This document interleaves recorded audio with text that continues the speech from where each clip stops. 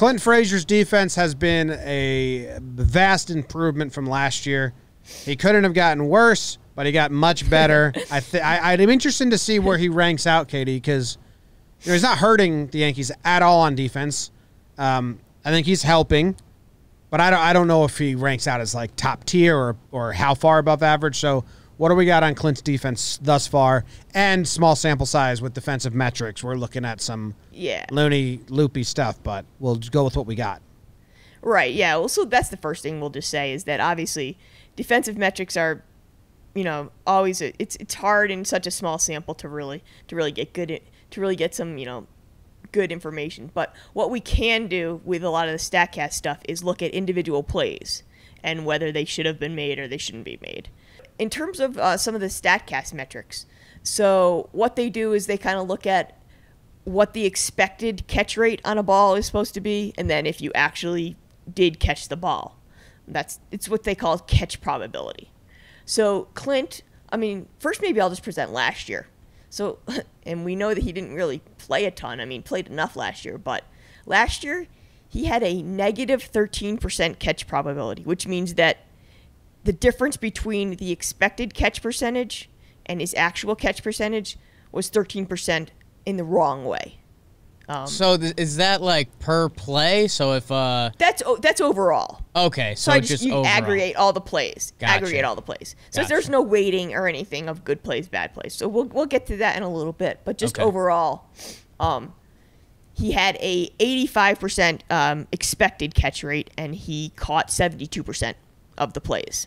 Gotcha. Okay, that's where you get the negative 13. That's not good. That was, I believe, that could have been the worst in the majors last year among guys with however many X amount of attempts, balls hit to plays. Yeah. This year is a significant improvement. So there was a 82% expected catch rate on the plays that he's made, and he actually caught 86% of those. So he's added 4 percentage points in terms of catch probability, which is, heck, that's above average. That's I don't know where that ranks. I don't believe they had the rankings out, but it's definitely going to be like in a top half of the league if you were going to look at it. Huge. So he's doing better than what he's expected, and that's kind of all you can ask for Clint. It's the best place to start. Exactly. So then I kind of wanted to get a little bit deeper into kind of what types of plays he was making. So this is probably the most eye-opening part, is that the only mistakes he's made have been, the only plays that he hasn't made have been on what are called 5-star catches. And those are ones with a 0 to 25% chance of catching the ball. And those are rarely made. If you convert 10% of those as an outfielder over the course of a season, that's amazing, literally. So those are the only mistakes he's made, and he's converted all of the other plays. So if you want to look at what a really bad outfielder, last year, this is really funny. So they break it down into buckets: 5-star, 4-star, 3-star, 2-star, 1-star, with different percentages. The 4-star is a 26 to 50% catch probability. The 3-star is 51 to 75%, and then the 2-star is a 76 to 90, and then the 1-star is a 91 to 95. So you notice it stopped at 95. So they don't even count plays above that.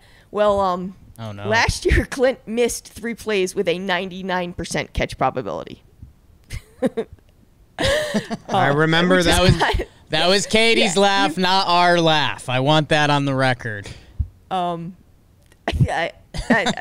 looked at that. I was like, no. Okay, that was my laugh. That was my laugh. He was 2 for 9 he missed all of his 4 and 5 stars, obviously. He was 2 for 9 on 3 stars, that's pretty ridiculous. All right, we're trying to be nice to Clint. Yeah. Trying to be nice to Clint. Clint was bad last year. We are going to be 2 for 9. Katie, he went on 4 or 5-star catches. He didn't have a single one. No, he didn't catch any of those. Whatever. Okay, but on 3-star, he only caught 2 3-stars? Yeah, that's... And he missed 2 1-star? 7. No, he missed, so I'll go through this. 2 of 9 on 3 stars. So he missed 7. 3 of 8 on 2 stars. He missed 5 2-star? 3 of 8, yeah. This is 2 stars are between a 76% and a 90% chance of catching the ball.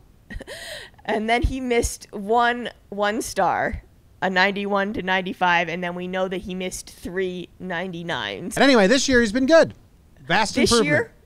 This year, I told you he missed his all of his 5 stars. He's had 3 of those, but he's 2 for 2 on 3 stars, 2 for 2 on 2 stars, and 1 for 1 on 1 stars.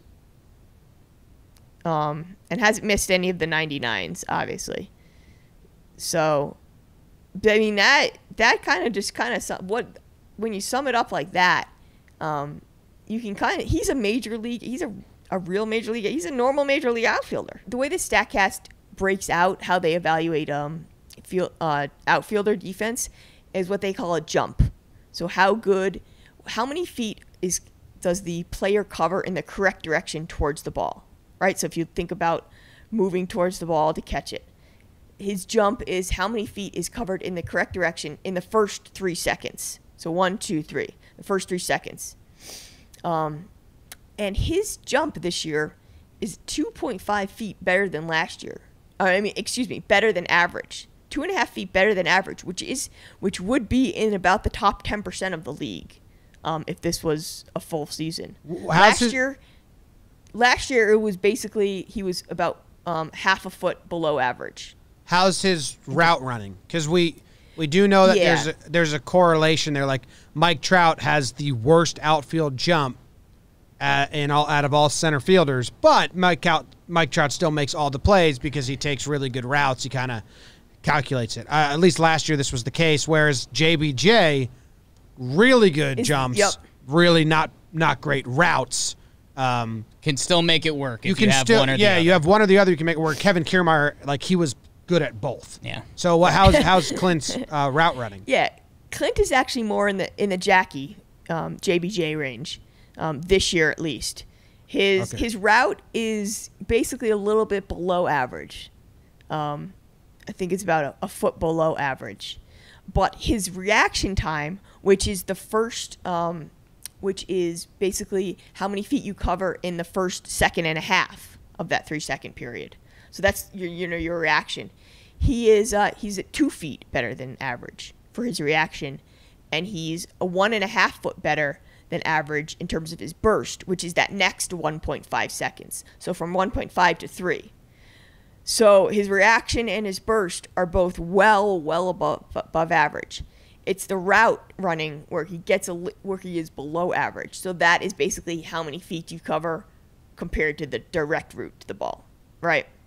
Mm-hmm. So his route running, and I think that's something that can be improved. I mean, it's hard to teach reaction and burst, right? I mean, that's just instincts. But I think that route running, the route stuff is something that he can actually be taught, and I think he can improve. So that's where I see the positives there. Yeah, I just think we have some good building blocks, confidence-wise and results-wise, for him to go off of, because it's been good. I still don't like how much he dives. I think he leaves his feet way too often, but yeah, and I think so too. That play, the diving play, I think that you're talking about, I believe it was on Tuesday. Is that right? Monday or Tuesday? That was his best play of the year. It was a 60% catch probability. I looked at it, so it was a 3-star play, one of those 3 stars. So that was a 3-star play. He made look like a 5-star. You can say he made it look like a 5-star. Yeah, maybe. But yeah, so I think you're right. He does probably leave his feet a little bit too much.